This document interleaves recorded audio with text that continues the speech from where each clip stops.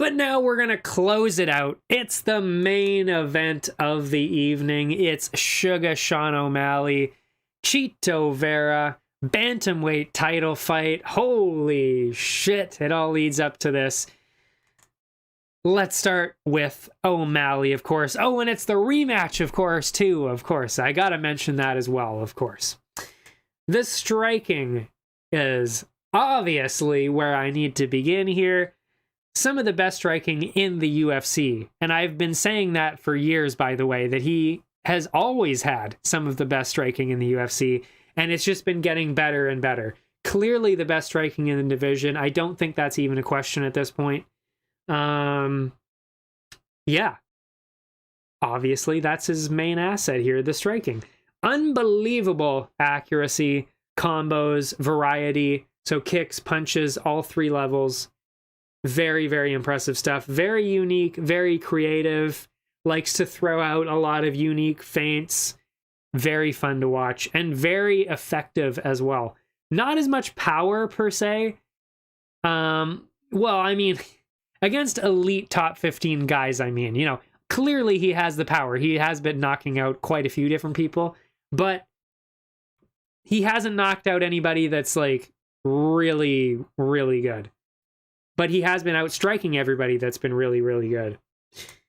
The movement is another clear asset for him. Beautiful movement. Very, very fast. Helps him a lot offensively and defensively. When you're moving that fast and that much, very hard to hit somebody like that clean. So, which is what I'm saying. Very, very good striker. Because if you're hitting them accurately all the time and then not getting hit because you're too fast, that means you're probably one of the best strikers. So definite asset there. But the durability, I don't want to say he's got a weak chin. I don't want to say that. But just a lot of weird injuries, because he had the, you know, this Andre Sukumtat fight. He had a weird kind of thing going on there. He still won. Then, of course, the Cheeto won the first time, that one.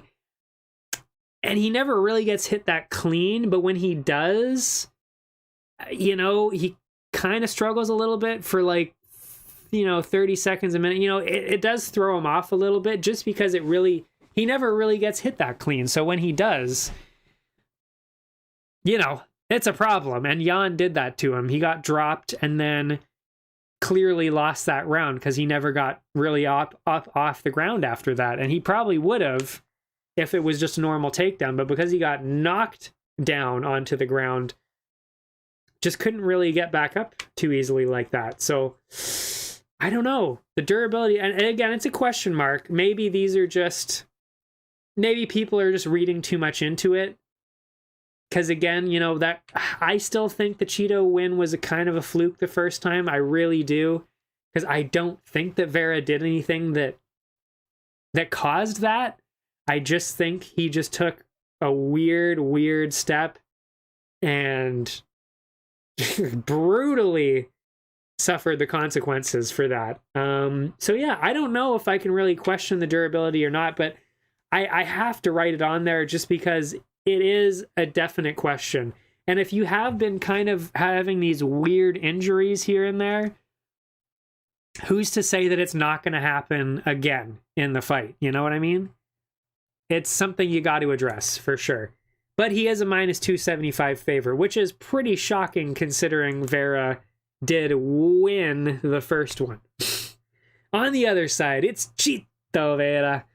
Huge power, great kicks. I mean, the striking is, his only asset. I mean, that grappling was atrocious. Pretty accurate strikes, lots of variety, punches and kicks.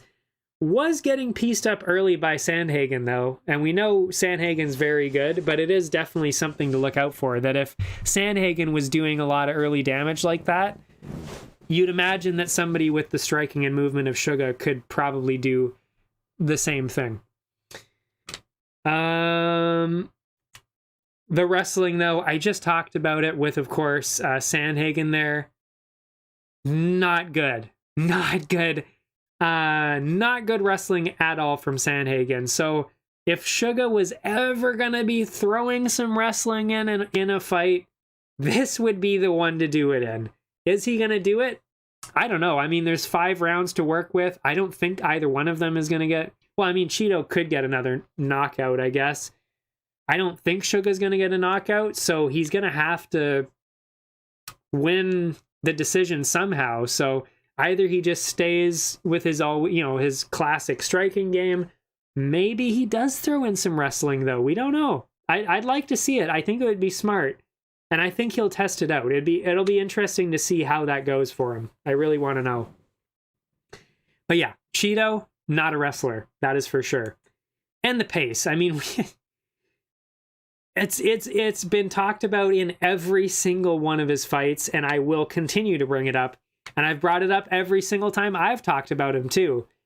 Very, very, very low pace, especially for bantamweight. This would be a low pace even for lightweight or welterweight. Like, it's a very low pace that he keeps. He's really just been winning because he's either getting super late knockouts or he's getting, landing some huge shots that just completely turns around the whole round, which he then steals that round on the cards just because he landed one big shot. That's literally how he's winning these fights.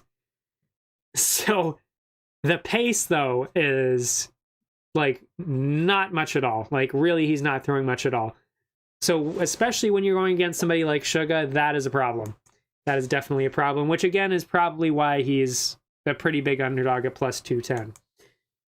So who am I giving the edge? It's the main event. So I promised myself and all of you that I will be giving a pick every time I do a main event. And this is obviously no exception.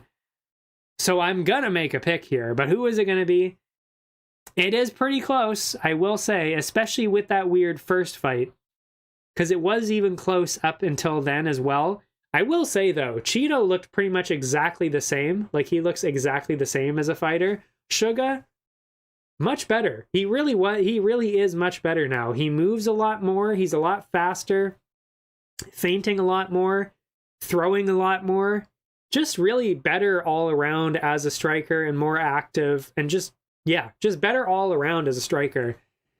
And it was noticeable. Like, seriously, go back and watch that and you'll be like, oh, he really didn't look as good back then, even though he was obviously still really good. But that just speaks to how good he is now, that he makes original Suga look like, stevia, like sugar-free. But yeah, terrible joke.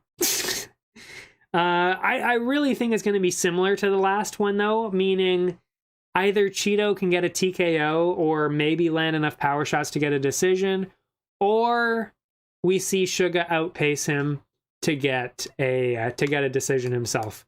That's what I'm seeing here. But ultimately, had to go with O'Malley. He just keeps proving over and over that he's the best striker, and that's kind of what this fight is. Who is the best striker in the bantamweight division? That is what we are going to see. Is it Cheeto or is it Suga? For me, gotta say it's Suga. And by the way, I wouldn't even... Actually, I would even maybe roll that back a little bit because of what I said earlier. I even said that I think Jan is the second best striker. And Suga beat him at striking. So, I mean, if you're beating Jan at striking, I'm pretty sure you can beat Cheeto Vera with striking, as long as you don't get knocked out. So I think he should be able to win this. Yeah, the Suga era continues, hopefully. I am a huge fan, but, obviously no bias here. I do kind of like Vera now a little bit more, but I will admit his style does piss me off because he's just barely throwing anything at all. Which is basically why I'm picking him, because he just doesn't have enough output. But yeah, that's it. UFC 299, that's it. I'm going Suga. The Suga era continues. Let's go. I can't wait to watch.